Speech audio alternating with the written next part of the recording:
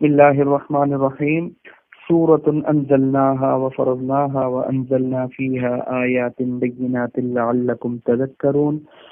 الزانية والزاني فاجلدوا كل واحد منهما 100 جلدة ولا تأخذكم بهما رأفة في دين الله إن كنتم تؤمنون بالله واليوم الآخر وليشهد عذابهما طائفة من المؤمنين.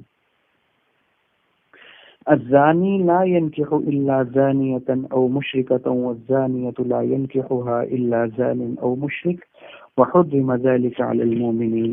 صدق اللہ مولانا العظیم. یہ سورہ نور کی 2 آیتیں میں نے آپ کے سامنے تلاوت کی، 3 آیتیں میں نے آپ کے سامنے تلاوت کی ہیں. سورہ نور وہ صورت ہے کہ اس میں جتنے احکام اللہ تعالیٰ نے بیان فرمائے ہیں وہ شاید ہی کسی اور صورت کے اندر اتنے زیادہ احکام بیان کیے گئے ہوں. اسی لیے حضرت عمر فاروق رضی اللہ تعالی عنہ بہت تاکید فرمایا کرتے تھے، اور حضرات بھی اس کے بارے میں تاکید فرمایا کرتے تھے کہ خود بھی پڑھو اور اپنے گھر کی خواتین کو بھی پڑھاؤ. بڑی تاکید آئی ہے اس حوالے سے. بڑی تفصیل ہے اس میں احکام کی. پردے والا حکم تفصیل کے ساتھ اس میں موجود ہے کہ کس کس مرد سے پردہ کرنا ہے، کس کس مرد سے پردہ نہیں کرنا، بلا اجازت گھر میں داخل نہیں ہونا، اور زنا کی سزا کیا ہے، اور اس قسم کے مختلف احکام اس کے اندر اللہ تعالیٰ نے تفصیل کے ساتھ بیان فرمائے ہیں. پھر پاک دامن عورت پر اگر کوئی تہمت لگا دیتا ہے تو اس کی کیا سزا شریعت میں رکھی ہے، یہ تفصیل بھی اس کے اندر موجود ہے. اور بھی مختلف اور متفرق قسم کے احکامات اس کے اندر موجود ہیں. بہرحال یہ 3 آیتیں آپ کے سامنے تلاوت کی گئی ہیں. ترجمہ اس سورت کا ان 3 آیتوں کا یہ ہے: سورۃ انزلناہا، ہم نے اس سورت کو اتارا، وفرضناہا، اور ہم نے اس کے اندر جو احکامات موجود ہیں اس کو لازم کر دیا. وانزلنا فیہا آیات بینات، اور ہم نے اس میں واضح آیات اور احکام اتارے. لعلکم تذکرون، تاکہ تم لوگ نصیحت حاصل کرو. الزانیۃ والزانی، زانیہ عورت اور زانی مرد، اس کی سزا فجلدوا کل واحد منہما 100 جلدہ، ان میں سے ہر ایک کو 100 کوڑے لگائے جائیں. ولا تأخذکم بہما رأفۃ فی دین اللہ ان کنتم تؤمنون باللہ والیوم الآخر، اور اس حوالے سے تم نرمی نہ رکھنا اللہ کے دین کے بارے میں اگر تم اللہ اور آخرت کے دن کے اوپر ایمان لے کر آتے ہو. وَلْيَشْهَدْ عَذَابَهُمَا طَائِفَةٌ مِّنَ الْمُؤْمِنِينَ، اور ان کی سزا کے وقت مومنوں کی ایک جماعت بھی موجود ہونی چاہیے.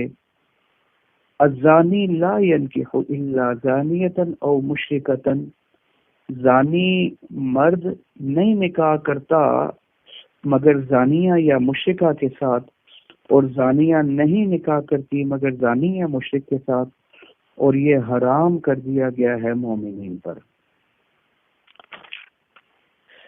اب سورہ نور کی 3 آیتوں کا مفہوم میں نے آپ کے سامنے عرض کر دیا. اب وضاحت اور تفصیل اس کی یہ ہے کہ اللہ تعالیٰ فرما رہے ہیں سورۃ انزلناہا، یہ سورت ہم نے نازل کی ہے، ہم نے اتاری ہے، ہم اتارنے والے ہیں، اس لیے اس کی کسی بات کے اندر شک نہ کرنا. انزلناہا، ہم منزل، ہم اتارنے والے ہیں. وفرضناہا، اور اس میں جو احکام موجود ہیں وہ ہم نے فرض کر دیے ہیں، لازم کر دیے ہیں تمہارے اوپر. ان احکام کو سنو، پڑھو، سمجھو، اور ان کے اوپر عمل درآمد بھی کرو. اسی لیے تو اللہ تعالیٰ نے اتارے ہیں، فرما بھی دیا ہم نے اتارے ہیں. ان کو عام حکموں کی طرح نہ لینا، یہ ہمارے حکم ہے اور ہم نے اس کو لازم کر دیا ہے، لہذا یہ پڑھو، سمجھو، فکر کرو اور اپنی زندگی کا حصہ بناؤ، ان کے پر عمل بھی کرو۔ وَأَنزَلْنَا فِيهَا آيَاتٍ بَيِّنَاتٍ، اس میں ہم نے واضح آیات اتاری ہیں کہ اللہ تعالیٰ کے احکام، اللہ کی باتیں، نبی کریم صلی اللہ علیہ وسلم کی باتیں اور احکام بالکل واضح ہوتے ہیں، ہماری طرح مبہم باتیں نہیں ہوتی۔ تو کچھ چکر بازی کے اندر ہم ڈال دیتے ہیں، کوئی مبہم باتیں کرتے ہیں، چکر والی باتیں کرتے ہیں، اگلا بندہ کچھ سمجھ رہا ہوتا ہے، ہم کچھ مراد لے رہے ہوتے ہیں۔ یہ چکروں والی ترتیب ہمارے ہاں تو چلتی ہے، اللہ اور اس کے رسول صلی اللہ علیہ وسلم کے ہاں نہیں چلتی۔ اللہ تعالیٰ کی باتیں، اللہ تعالیٰ کے احکام بالکل واضح ہیں، بالکل واضح۔ انزلنا فیہا آیات بینات، واضح احکام اللہ تعالیٰ فرما رہے ہیں، ہم نے اتارے ہیں۔ حضور صلی اللہ علیہ وسلم کی باتیں بھی بالکل واضح ہوتی تھیں، کوئی گول مول، کوئی مبہم نہیں ہوتی تھی۔ اچھا، ایک روایت میرے ذہن میں آئی، دروازہ کھٹکا گھر کا، میں کون؟ من؟ جواب دیا آنا، میں۔ لیکن میں کیا لگائی ہوئی ہے، صاف کیوں نہیں بتاتے کہ کون ہو؟ میں کہا میں زینب۔ میں ایو الزیانی، کون سے والی زینب ہو؟ بھائی مبہم بات کیوں کر رہے ہو، واضح بات بتاؤ کہ کون ہو تم۔ تو مانا مبہم اور گول مول بات کو حضور صلی اللہ علیہ وسلم نہ خود فرماتے تھے نہ پسند فرماتے تھے۔ یہی معاملہ اللہ تعالیٰ کا ہے کہ اللہ تعالیٰ بھی بالکل واضح باتیں فرماتے ہیں، کوئی مبہم، کوئی گول مول بات نہیں ہوتی۔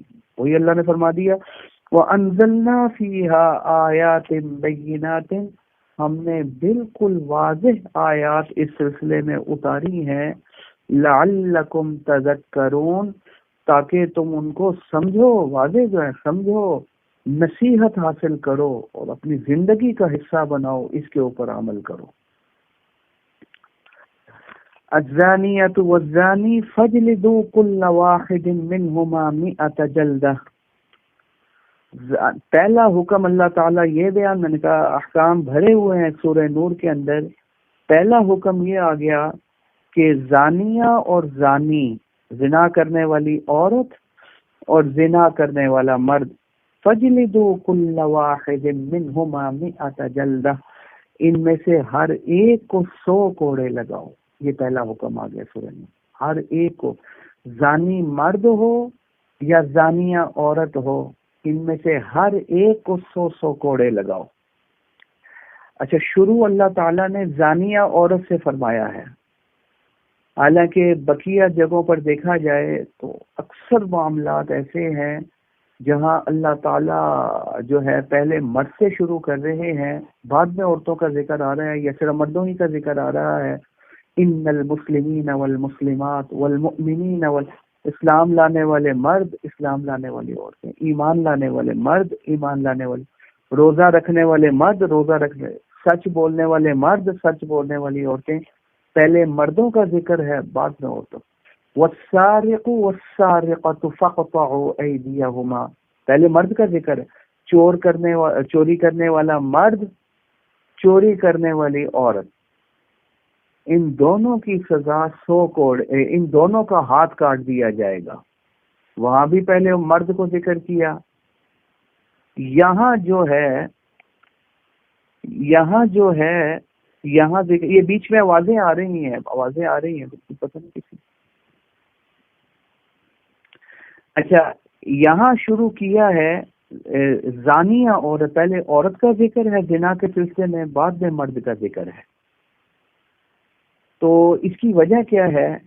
اس میں نقطہ علماء یہ بیان فرماتے ہیں، بعض علماء کہتے ہیں وجہ یہ ہے کہ زنا عام طور پر اس وقت تک نہیں ہوتا جب تک عورت کی رضامندی نہ ہو۔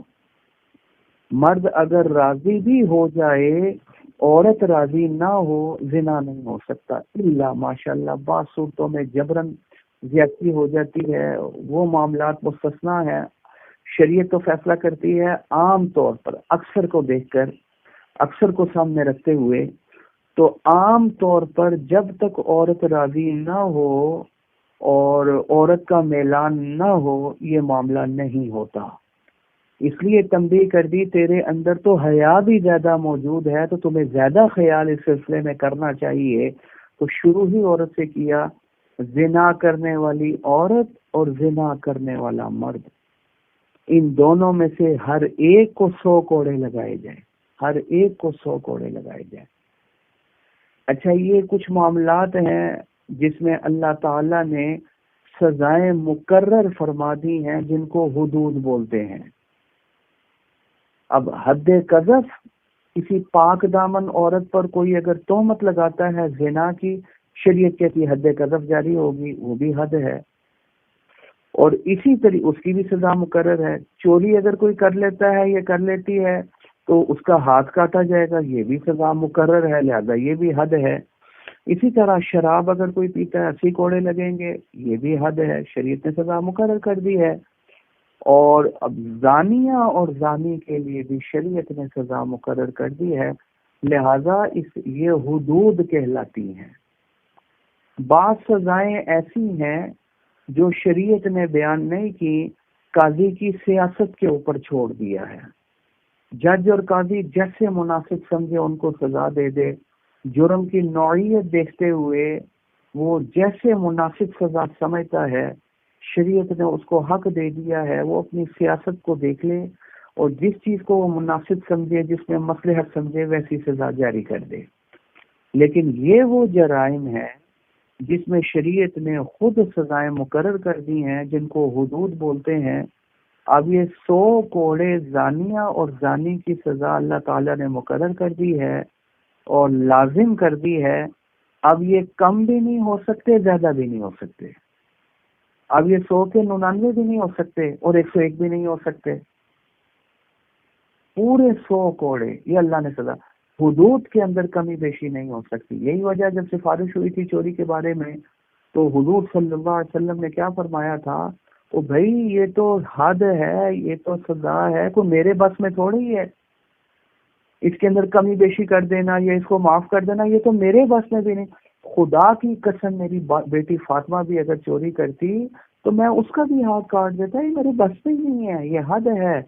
حد ہم معاف بھی نہیں کر سکتے اور ختم بھی نہیں کر سکتے اور اس میں کمی بیشی کرنے کا بھی اختیار موجود نہیں ہے. جو اللہ تعالیٰ نے سزا مقرر فرما دی ہے وہ پوری کی پوری سزا لاگو کرنا وہ فرض ہے، فرض. اس میں کمی بھی نہیں ہو سکتی، زیادتی بھی نہیں ہو سکتی، اس کو ختم بھی نہیں کیا جا سکتا. ہاں، تعزیر کے سلسلے میں قاضی کی مصلحت ہے، وہ جس میں مصلحت سمجھے وہ معاملہ کر دے. فجلدو، ان میں سے ہر ایک کو 100 کوڑے لگائے جائیں. فجلدو جلد، کوڑے مارنا. اب یہ کوڑا شریعت ہر معاملے میں اعتدال والے پہلو کو مد نظر رکھتی ہے کہ کوڑا ایسا ہونا چاہیے کہ جس کا اثر اس کے گوشت تک اور اس کی ہڈیوں تک نہ پہنچے. یہ نہ ہو کہ تم اس کی ہڈیاں ہی توڑ کر رکھ دو، یہ تو پھر اس کے ساتھ زیادتی ہو جائے گی. اور شریعت ظالم کے ساتھ بھی ظلم کی اجازت نہیں دیتی. کہتی ہے ظالم کے ساتھ بھی انصاف والا معاملہ کرو، ظالم کے ساتھ بھی نہیں کرنا، اس کے ساتھ بھی انصاف. لہذا کوڑا ایسا ہو اور اتنی زور سے مارو کہ اس کی وجہ سے اس کی ہڈیاں نہ ٹوٹ جائیں اور اس کا اثر گوشت تک نہ پہنچے، کھال تک اس کا اثر رہے. تو بہرحال اس کو بھی دیکھو اور اتنا نرم بھی نہ ہو کہ اس کو سزا ہی نہ ملے وہ دوبارہ یہ کام کرنا شروع کر دے. لہذا درمیان والا پہلو، اس کو سزا بھی ہو، اچھی تنبیہ ہو جائے، دوبارہ ایسا کام نہ کرے. تو وَلَا تَأْخُذْكُمْ بِهِمَا رَأْفَةٌ فِي دِينِ اللَّهِ، یہ اللہ تعالیٰ نے 100 کوڑوں کا حکم دیا ہے زانی مرد اور زانیہ عورت کے لیے. وَلَا تَأْخُذْكُمْ بِهِمَا رَأْفَةٌ فِي دِينِ اللَّهِ، اور اس سلسلے میں تمہارے دل میں نرمی نہیں آنی چاہیے. اس سلسلے میں نرمی نہیں آنی چاہیے. اللہ تعالیٰ کے دین کے اوپر عمل کرنے میں، اللہ کے حکم کے اوپر عمل کرنے میں نرمی نہ دکھانا کہ چلو کوئی نہیں ذرا آہستہ، یا چلو کوئی نہیں کم لگا دیتے، چلو کوئی نہیں چھوڑ دیتے، معاف کر دیتے، آئندہ نہیں ہوگا نہ۔ یہ اللہ تعالیٰ نے نماز کی طرح فرض کر دیا ہے، یہ اللہ تعالیٰ کا حکم ہے، قاضی کی ذمہ داری ہے اس سلسلے کے اوپر عمل کرے، وہ اللہ تعالیٰ نے اس کو پابند کیا ہے، اس سلسلے میں نرمی نہیں دکھانی۔ وَلَا تَأْخُذْكُمْ بِمَا رَأْفَةٌ، اللہ کے دین کے اوپر عمل کرنے میں نرمی نہیں دکھانی۔ اس سلسلے میں مجھے بات یاد ہے، مولانا برلا صاحب رحمۃ اللہ علیہ فرماتے تھے، بھائی جب اس طرح کی کوئی بات آیا کرے نا، کوئی بھی معاملہ آیا کرے، سب سے پہلے یہ سمجھا کرو کہ ہم نے اپنے اوپر رحم کرنا ہے، ہماری گردن پھنسی ہوئی ہے، یہ نہ ہو کہ دوسرے کو بچاتے بچاتے وہ اپنی گردن پھنسا لیں، دوسرے کے اوپر رحم کرتے کرتے وہ اپنے ساتھ ظلم کر لیں، اور قیامت والے روز ہماری پکڑ ہو جائے، ہماری آخرت خراب ہو جائے، ہماری قبر برباد ہو جائے۔ یہ نہیں، پہلے رحم اپنے اوپر کرو، پہلے فکر اپنی کرو۔ ہم تو نہیں شریعت کے کسی حکم کی خلاف ورزی کرے، خدا نہ خواستہ کسی کو بچاتے بچاتے ہم اپنے آپ کو نہ پھنسا لیں۔ اور مجھے بڑا اچھی طرح یاد ہے مولانا اللہ صاحب رحمۃ اللہ علیہ کا جو نا بڑی خوبصورت بات مفتی محمد حسن صاحب رحمۃ اللہ علیہ کے حوالے سے فرمائی، ہمارے لگے ہم سے بڑا احمق، ہم سے بڑا بیوقوف کون ہوگا جو کسی کی تھوڑی سی دنیا بچانے کے لیے اپنی ہمیشہ کی آخرت برباد کر دے۔ ایک تو دنیا جو اتنی گھٹیا ہے جس کی حیثیت حدیث کہتا ہے مچھر کے پر کے برابر بھی نہیں، دنیا وہ بھی کسی کی، اور وہ بھی تھوڑی سی، سمجھے؟ اور آخرت وہ بھی اپنی، دنیا جو گھٹیا مچھر کے پر کے برابر بھی نہیں، وہ بھی کسی کی اور وہ بھی تھوڑی سی، اور آخرت اور وہ بھی اپنی اور ہمیشہ کی وہ برباد کر دے۔ ہم سے بڑا احمق کون ہوگا؟ حضرت نے خیر کسی اور تناظر میں یہ بات فرمائی تھی، فرمایا تھا کہ ہم اپنے بچوں کے لیے حرام حلال ایک کر رہے ہوتے ہیں، کل کو ہمارے بچے جو ہیں ان کے لیے سہولت ہو جائے، بنگلے بنا رہے ہیں، کوٹھیاں بنا رہے ہیں، گاڑیاں چھوڑ رہے ہیں، بینک بیلنس رکھ رہے ہیں، کہ ان کو کل کو پریشانی نہ ہو، تو کسی کی تھوڑی سی دنیا کے لیے اپنی ہمیشہ کی آخرت برباد کر دے، اس سے بڑا احمق اور بیوقوف اور کوئی بھی نہیں ہو سکتا۔ بہرحال اس سلسلے میں اپنے اوپر رحم کرو، دوسروں کی فکر بات کے اندر کرنا، اللہ کے حکم کے اندر کمی بیشی نہ کرنا، اپنی قبر اور آخرت خراب نہ کرنا، اللہ کے دین کے اوپر عمل کرنے میں وَلَا تَأْخُذْكُمْ بِهِمَا رَأْفَةٌ، نرمی نہیں آنی چاہیے اگر تم اللہ اور آخرت کے اوپر ایمان لے کر آتے ہو۔ وَلْيَشْهَدْ عَذَابَهُمَا طَائِفَةٌ مِّنَ الْمُؤْمِنِينَ، اور یہ بھی چاہیے کہ اس سزا کو، عذاب سے مراد یہ سزا ہے، اس سزا کو مومنوں کی ایک جماعت دیکھے، ایک بڑی جماعت کے سامنے یہ معاملہ پیش آنا چاہیے، سمجھے، تاکہ یہ عبرت بن جائے ان کے لیے، ان کو بھی نصیحت، ان کے لیے نصیحت کا سامان ہو جائے کہ اگر ہم نے بھی یہی جرم کیا تو ہمارے ساتھ بھی یہی معاملہ ہوگا۔ لوگوں کے سامنے یہ معاملہ کرو، کیونکہ زنا جتنے بھی جرائم ہیں ان میں سب سے گندا کام اور گندا جرم اور سب سے خبیث فعل اگر کوئی ہے اللہ کی نظر میں، وہ کیا ہے؟ وہ زنا ہے۔ اس لیے شریعت نے اس کو بند کرنے کے لیے بڑی تدبیریں اختیار کی ہیں اور اس کو سخت ناپسند کیا ہے۔ جتنا گندا کام یہ ہے گناہوں میں، شاید کوئی اور کام اتنا گندا نہ ہو، کیونکہ اس کے نتائج اور اس کے ثمرات بہت دور دور تک جاتے ہیں، سمجھے؟ یہی وجہ ہے کہ شریعت نے ہر ممکن کوشش کی ہے اس کو روکنے کی۔ دوسری آیت ہے وَلَا تَقْرَبُوا الزِّنَا، زنا اتنی گندی چیز ہے، اللہ کو اتنی ناپسند چیز ہے، زنا کرنا تو دور کی بات ہے، اس کے قریب بھی نہ جاؤ۔ مولانا اللہ صاحب رحمۃ اللہ علیہ تشریف فرماتے تھے اس گلی میں ہی نہ جاؤ، اس محلے میں ہی نہ جاؤ، تمہیں پتہ ہے جہاں میں جاؤں گا تو خدا نہ خواستہ کہیں اس برائی میں مبتلا نہ ہو جاؤں۔ یہ ایسی گندی چیز ہے کہ اس کے قریب بھی جانے سے شریعت نے روک دیا ہے، اس محلے میں بھی نہیں جانا، اس گلی میں بھی نہیں جانا، ایسا گندا کام نہیں کرنا۔ وَلَا تَقْرَبُوا الزِّنَا إِنَّهُ كَانَ فَاحِشَةً، اور سزا کیا؟ 100 کوڑے لگائے گئے۔ تو شریعت مطہرہ نے، ہماری شریعت نے سخت ناپسند کیا ہے زنا کو اور اس کے دروازے بند کیے ہیں، لہذا نکاح والا معاملہ اور شادی والا معاملہ شریعت نے بہت آسان بنا دیا ہے۔ شادی کرو تاکہ زنا والا دروازہ بند ہو جائے، اور اس میں اتنی سہولت رکھی ہے کہ حدیث میں آیا، حضور صلی اللہ علیہ وسلم فرماتے ہیں کہ جتنی زیادہ سادگی ہوگی، سہولت ہوگی نکاح میں، اتنی ہی زیادہ برکت ہوگی۔ دیکھو شیخ کہتی ہے آپ کی جیب میں 1 روپیہ بھی اگر موجود نہیں ہے نا، آپ شادی کر سکتے ہیں، بھی حق مہر ہی ہے نا، حق مہر آپ ادھار کر لو، آپ بعد میں دے دینا۔ مثال آپ نے شادی کی، سمجھے، تو آپ نے کہا حق مہر میں بعد میں دوں گا، شادی بالکل صحیح ہو جائے گی، وہ آپ کی بیوی بن جائے گی۔ 1 روپیہ بھی جیب میں نہیں تھا اور نکاح ہو گیا، کتنا آسان رکھا، کتنی سہولت رکھی ہے۔ صرف 2 مسلمان مرد گواہوں کی ضرورت پڑے گی، خاتون اپنے ولی سے اجازت لے لے، 2 مسلمان مرد گواہ موجود ہوں یا 1 مرد 2 عورتیں موجود ہوں، یہ کہ میں نے نکاح کیا 4000 کے، اوکے میں نے قبول کیا، حق مہر آپ ادھار کر لیں، نکاح بالکل صحیح ہوگا۔ 1 روپیہ بھی جیب میں نہ ہو، نکاح ہو گیا۔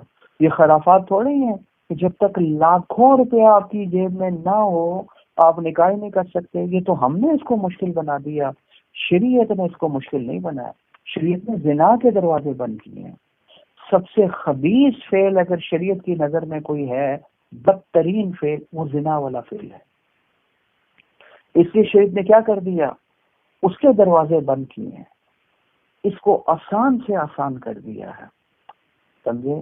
لیکن ایک کافر معاشرہ وہ کیا کرتا ہے، وہ یہ کرتا ہے زنا کو آسان سے آسان بناتا ہے اور نکاح کو مشکل سے مشکل بنا۔ لہٰذا وہ کافروں کے ملکوں میں چلے جائیں، آپ کو معلوم ہوگا، یورپ میں چلے جائیں، امریکہ میں چلے جائیں، دائیں برطانیہ چلے جائیں، دائیں بائیں چلے جائیں، آپ کو معلوم ہوگا نکاح کے لیے بہت سارے لوازمات ہیں۔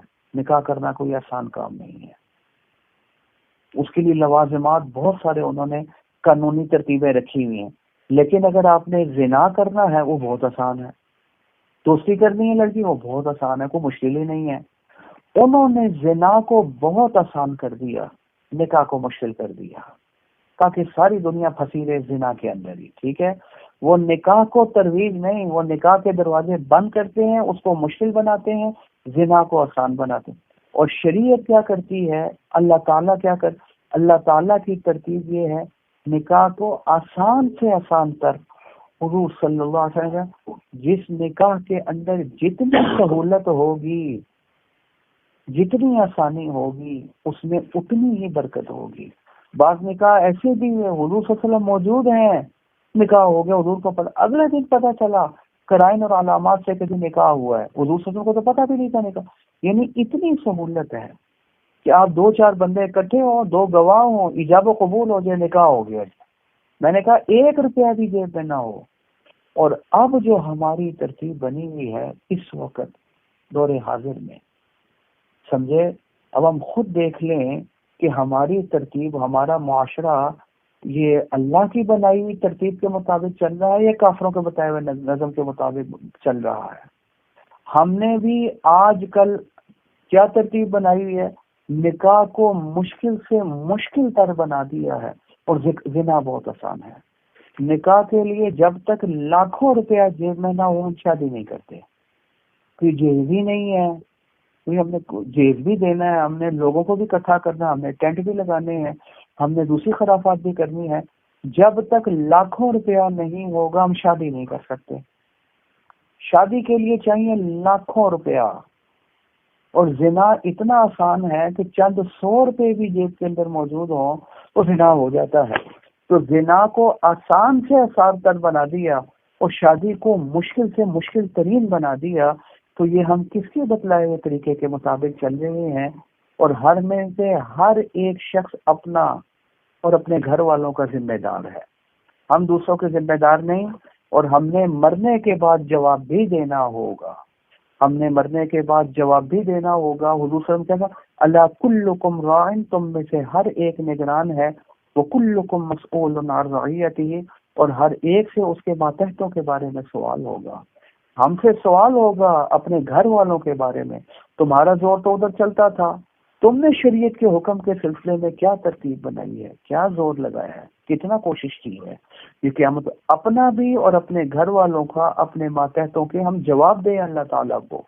لہذا اس سلسلے میں جو اللہ تعالیٰ نے حکم دیا ہے اس ترتیب کو سامنے رکھا جائے، ورنہ یہ جو ہمارے ہاں نظم چلا ہوا ہے یہ کافروں کی بنائی ہوئی ترتیب ہے کہ زنا کو آسان سے آسان تر اور کیا کیا جائے، نکاح کو مشکل سے مشکل تر بنا دیا جائے، سمجھے۔ اس لیے زنا اب ہمیں اپنی ترتیب کے مطابق اس پر غور کرنا چاہیے کہ اپنے کم از کم جو نکاح ہو رہے ہیں ان کے اندر بہت زیادہ سہولت اور آسانی، تاکہ ہم نمونہ بن جائیں۔ اب مولانا اللہ صاحب رحمۃ اللہ علیہ فرماتے تھے کسی کا نکاح تھا اور وہ فیملی بھی دیندار تھی، عالموں کی فیملی تھی یا تبلیغیوں کی فیملی، دینداروں کی فیملی تھی۔ مان لگے میں بھی ادھر موجود تھا، دادا جی فرماتے ہیں، اور ایک ہمارے پر دادا جی مفتی محمد حسن صاحب رحمۃ اللہ علیہ بانی جامع شفیہ کے خلیفہ تھے، وہ بھی موجود تھے۔ تو وہ عالم بھی نہیں تھے، بڑے نیک آدمی تھے، وہ کہتے میرے پاس آ گئے، انہوں نے مجھے پکڑا، اب ان کے آنسو گر رہے ہیں جس وقت تو میرے سے بات کر رہے ہیں، کیا بات کرتے ہیں، کہنے لگے یار مجھے یہ تو بتلاؤ، کوئی تو ایک ایسی شادی ہونی چاہیے جس کو ہم نمونہ بنا کر کہیں کہ یار شادی ایسی ہونی چاہیے۔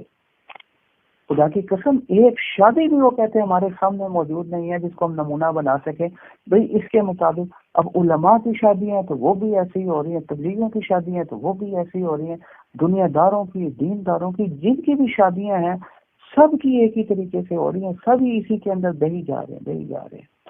چلو بہرحال اب تو اس سلسلے کے اندر بھی ہمیں غور کرنا چاہیے، فکر کرنا چاہیے، شادی والے معاملے کو آسان سے آسان تر بنانا چاہیے تاکہ زنا والے دروازے بند ہو سکیں۔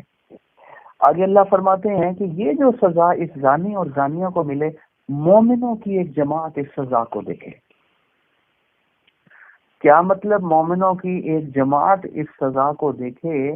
تاکہ ان کو بھی نصیحت ہو جائے، اس کو بھی عبرت ہو جائے کہ دوبارہ یہ کام نہیں کرنا، اچھی تنبیہ ہو جائے کہ اتنے لوگوں کے سامنے مجھے سزا ملی ہے، سمجھے، اور ان کو یہ نصیحت ہو جائے گی کہ اگر ہم بھی یہی کام کریں گے تو کل کو ہمارے ساتھ بھی یہی معاملہ ہوگا۔ مجھے یاد ہے ترمذی شریف ہم پڑھ لیتے تھے، شیخ موسیٰ صاحب رحمۃ اللہ علیہ، اللہ تعالیٰ ان کی قبر پر کروڑ ہا رحمت نازل فرمائے۔ تو شیخ موسیٰ صاحب رحمۃ اللہ علیہ امام دنیا، ان سے بڑی شخصیت، وہ فرماتے تھے کہ عرب کے علماء تو کسی کو کسی کھاتے میں نہیں ڈالتے، کہ جہاں ہماری تحقیق ختم ہوتی ہے وہاں سے شیخ موسیٰ صاحب رحمۃ اللہ علیہ کی شروع ہوتی ہے، اتنی بڑی شخصیت۔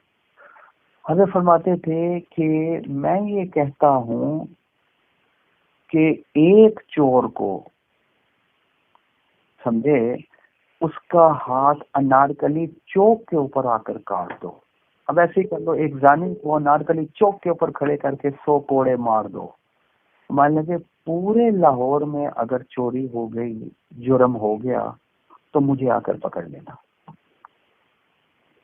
بھئی یہ اللہ تعالیٰ نے حدود کی برکت ہی یہ ہے نا۔ ابھی تو ہمارے پر الزام لگتا ہے کہ یار اتنی سخت سزائیں رحم ہی نہیں ہے ان لوگوں کے اندر، اور اتنی میرا مطلب سخت سخت سزائیں لوگ دیتے ہیں اور ظلم کرتے ہیں، یہ ظلم کی انتہا ہے۔ ہم یہ بھی سنتے رہے جی کہ کیا ہاتھ کاٹ دو، کان کاٹ دو، ناک کاٹ دو، پاؤں کا، یہ کوئی سزا ہے دینے والی؟ یہ تو اتنا ظلم ہے، یہ تو ظالمانہ سزائیں ہیں، یہ ہم سنتے رہتے ہیں، یہ باتیں ہمارے کانوں میں پڑتی رہتی ہیں۔ اس کا جواب میں آپ کو دے رہا ہوں جو شیخ موسیٰ صاحب رحمۃ اللہ علیہ نے دیا تھا۔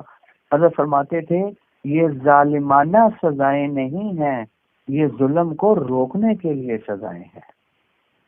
اب جن دوروں میں آپ خود دیکھ لیں کہ یہ حدود اور قصاص کی سزا نافذ تھی، تو اس دور کے اندر جرم ہوتے تھے نہیں۔ وَلَكُمْ فِي الْقِصَاصِ حَيَاتٌ يَا أُولِي الْأَلْبَابِ، قیاس میں اللہ ہے زندگی ہے تمہارے لیے۔ جب ایک قاتل کو لٹکا دو گے، اس کی گردن اڑا دو گے کیونکہ اس نے قتل کیا ہے، تو دوسرے لوگوں کو بھی پتہ چلے گا کہ ہم قتل کریں گے تو ہماری بھی گردن اڑ جائے گی۔ جب ایک چور کا ہاتھ کٹ جائے گا، دوسرے چوروں کو بھی پتہ چل جائے گا کہ بھئی کیا، کہ اگر ہم چوری کریں گے تو ہمارا بھی ہاتھ کٹ جائے گا۔ اور جب ایک زانی کو 100 کوڑے لگ جائیں گے تو دوسرے لوگوں کو بھی پتہ چلے گا بھئی اگر ہم زنا کریں گے تو ہمیں بھی 100 کوڑے لگیں گے۔ اگر یہ ان کو پتہ ہوگا، یہ سزاؤں والا نظام آ جاتا ہے، یہ ہمارے قانون کا حصہ بن جاتا ہے، مان لگے ممکن نہیں ہے کہ چوری ہو، زنا ہو، ڈاکے ڈلیں، قتل و غارت ہو۔ ہمارے ہاں جو یہ سارے کام ہو رہے ہیں، قتل و غارت کا بازار گرم ہے، ہر چھوٹی چھوٹی بچیاں، 2 2 3 3 سال، 5 سال بچی، 6 سال بچی، 7 سال کی بچی، ہم صبح اخبار پڑھتے ہیں، ہر دوسرے دن تیسرے دن ہم دیکھتے ہیں جی اس کے ساتھ ریپ ہو گیا، جی اس کے ساتھ زنا، ہر دوسرے تیسرے دن۔ کبھی ہم یہ قانون بناتے ہیں، کبھی ہم یہ ترتیب بناتے ہیں، کبھی ہم یہ فورس بنا رہے ہیں، کبھی وہ فورس بنا رہے ہیں، لیکن کام رکنے پر نہیں آ رہا۔ اور بھئی کیوں رکنے پر نہیں آ رہا؟ اللہ جس نے اس کائنات کو بنایا ہے، جس نے ہمیں بنایا ہوا ہے، وہ سمجھتا ہے کہ یہ جرم کیسے رکیں گے، یہ معاشرہ کیسے پرامن ہوگا، تو اس کی بتلائی ترتیب کے مطابق تو ہم چل ہی نہیں رہے۔ تو جب تک اس کے مطابق ہم نہیں چلیں گے، امن آ ہی نہیں سکتا۔ لہذا جن دوروں میں حدود اور قصاص رہی، اب خود دیکھ لیں ان دوروں میں جرائم کی یہ بھرمار نہیں تھی جو اس وقت ہو رہی ہے۔ کتنے قانون بن رہے ہیں، کتنی ترتیبیں بن رہی ہیں، جرم ہر روز پہلے سے زیادہ بڑھ رہے ہیں۔ کیوں؟ کیونکہ ہماری ہمدردیاں ظالموں کے ساتھ ہیں، چوروں کے ساتھ ہیں، قاتلوں کے لیے۔ یار اتنی سخت سزائیں، یہ تو ظالمانہ سزائیں، یہ تو ہم نہیں دینی۔ گویا ہمیں چوروں، ظالموں اور مجرموں کے ساتھ ہمدردی ہماری موجود ہیں۔ ہم اگر ان چند لوگوں کو سزائیں دے دیں گے تو اللہ فرماتے ہیں زنا والی سزا یہ تو مجمع کے اندر آ کر دو، پھر دیکھو اس کی برکت یہ ہوگی پورے معاشرے کے اندر سے جرم ختم ہو جائیں گے، زنا ختم ہو جائیں گے، چوریاں ختم ہو جائیں گی۔ شیخ موسیٰ صاحب رحمہ ایک چور کو انارکلی چوک کے اندر آ کر اس کا ہاتھ کاٹ دو، پورے لاہور میں چوری ہو جائے، مجھے آ کر پکڑ لینا۔ تو یہ حدود اور قصاص کی برکات ہیں ساری، سمجھے؟ تو بہرحال یہ جو سزا ہے 100 کوڑے والی، یہ غیر شادی شدہ مرد اور عورت کے لیے ہے۔ اب بعض حضرات اعتراض کرتے ہیں، کہنے لگے جی یہاں تو کوئی ذکر نہیں، یہاں تو زانی مرزانی عورت، شادی شدہ غیر شادی شدہ کی تو بات ہی نہیں ہو رہی۔ ہم نے کہا نہیں، یہ شادی شدہ مرد اور شادی شدہ عورت کی سزا یہ اور ہے، جو کہ حدیث سے ثابت ہے۔ مسلم شریف کے اندر روایت موجود ہے، نسائی شریف کے اندر روایت موجود ہے، ابو داؤد شریف کے اندر روایت موجود ہے، صحاح ستہ کی دوسری کتابوں کے اندر بھی روایت موجود ہے۔ اور اس قدر روایات اس سلسلے میں آ رہی ہیں کہ حضور صلی اللہ علیہ وسلم نے وہ سنسار فرمایا کہ جو تواتر کی حد تک پہنچی ہوئی ہیں، اور جو تواتر سے جو چیز ثابت ہو جاتی ہے وہ بھی کل آیت ہے، وہ ایسے ہی ہے جیسے قرآن مجید کی آیت سے ثابت ہو کہ وہ بھی وہی ہے، یہ بھی وہی ہے، تو وہ بھی وہی سے ہی ثابت ہو گئی ہیں۔ تو لہذا حضور صلی اللہ علیہ وسلم نے اپنی زندگی کے اندر 4 کیس ایسے تھے کہ جن کو حضور صلی اللہ علیہ وسلم نے خود جو ہے وہ سنسار کا حکم دیا، سنسار ہوئے بھی حضور صلی اللہ علیہ وسلم کے دور میں۔ حضرت معاذ اسلمی رضی اللہ تعالیٰ عنہ کا قصہ تو مشہور ہے، جب انہوں نے خود اقرار کیا حضور صلی اللہ علیہ وسلم کے سامنے آ کر پھر سنسار کر دیا گیا، تو اس کے بعد غالباً حضرت عمر فرمانے لگے بچو گندا خون نہ گندا نہ کو۔ انہوں نے تو ایسی توبہ کی ہے، خدا کی قسم وہ پورے شہر کے اوپر اگر تقسیم کی جائے تو سارے شہر کی معافی کے لیے وہ کافی ہو جائے۔ ٹھیک ہے غلطی ہوگی تھی وقتی طور پر، لیکن صحابہ محفوظ ہے نا، غلطی ہوئی لیکن فوراً اس کے اوپر جیسے ہی تنبہ ہوا فوراً ہی انہوں نے توبہ کر لی، اور توبہ سے پہلے سے بھی زیادہ درجات بلند ہو گئے۔ صحابہ کی شان میں کوئی کمی نہیں آئی۔ حضور کیا فرما رہے ہیں؟ ایسی توبہ کہ سارے شہر پر تقسیم کیا جائے تو سارے شہر کی معافی کے لیے کافی ہو جائے، تو پہلے سے بھی اونچا درجہ ہو گیا توبہ کے بعد۔ اس لیے ان کی شان کے اندر کوئی کمی نہیں۔ غلطی تو معصوم تو نبی کی ذات، صحابہ سے اگر ہوتی تھی تنبہ ہوتے ہی توبہ کر لیتے تھے۔ بہرحال یہ سنسار والی سزا جو ہے یہ شادی شدہ مرد اور شادی شدہ عورت کے لیے، یہی حضور صلی اللہ علیہ وسلم سے تواتر کے ذریعے جو روایات آ رہی ہیں ان سے بھی ثابت ہے، اور اس کے علاوہ خلفائے راشدین کا یہی عمل رہا، یہی سلسلہ رہا، بعد نبی یہ سلسلہ شادی شدہ مرد اور شادی شدہ عورت کے لیے اور ان کے لیے اور۔ حضرت عمر فاروق رضی اللہ تعالیٰ عنہ کے سلسلے مفتی شفیع صاحب علیہ رحمت نے بڑی تفصیل کے ساتھ ثابت کیا ہے، اور اس میں بھی آخر جو نتیجہ نکالا ہے وہ یہی نکالا ہے کہ شادی شدہ جو مرد ہے اس کو سنسار کیا جائے گا، شادی شدہ خاتون کو بھی سنسار کیا جائے گا۔ یہ جو سزا ہے یہ غیر شادی شدہ کے لیے۔ وہی ترمذی شریف پڑھتے ہوئے شیخ موسیٰ صاحب رحمۃ اللہ علیہ کی بات یاد آ گئی. حضرت فرمانے لگے میرا اس سلسلے میں مناظرہ ہوا ایک پرویزی کے ساتھ اسی مسئلے کے اوپر، سنسار والے مسئلے پر. اچھا مناظرہ کس بات پر شروع ہوا؟ مناظرہ شروع ہوا جی وہ کہتا ہے قرآن مجید تو یہ کہہ رہا ہے جی کہ سزا ہی ہے سو کوڑے، تم نے کہاں سے نکال لیا؟ مان لگے میرے منہ سے بات نکل گئی. میں نے کہا جی کہ وہ ایک آیت ہے منسوخ التلاوہ، ٹھیک ہے نا. بعض روایتوں میں آتا ہے کہ وہ میرا مطلب ہے کہ الشیخ والشیخۃ اذا زنیا فرجموہما نکالے، جو جب بوڑھا مرد اور بوڑھی عورت جو ہے نا وہ اگر نکاح زنا کرتے ہیں تو ان کو رجم کیا جائے گا، ان کی سزا رجم، اس کو اردو میں سنسار بولتے ہیں. کہنے لگے جب میں نے یہ دلیل پیش کی نا اس نے پکڑ لیا. اس نے اپنے ساتھی سے کہا میں ایسی دلیل اس کو میں ایسا سوال کروں گا نا کہ یہ کبھی بھی جواب نہیں دے سکے گا. یہ سوال میں نے چلے بہرحال پھر آپ کا ٹائم ختم ہو گیا تو میرے خیال میں اس کو پھر اگلی نشست کے اندر پھر میں اس مناظرے کو دوبارہ سے آپ کے سامنے ذکر کر دوں گا. بس اللہ تعالیٰ کے ہی سنی باتوں پر عمل کرنے والا بنا دیں.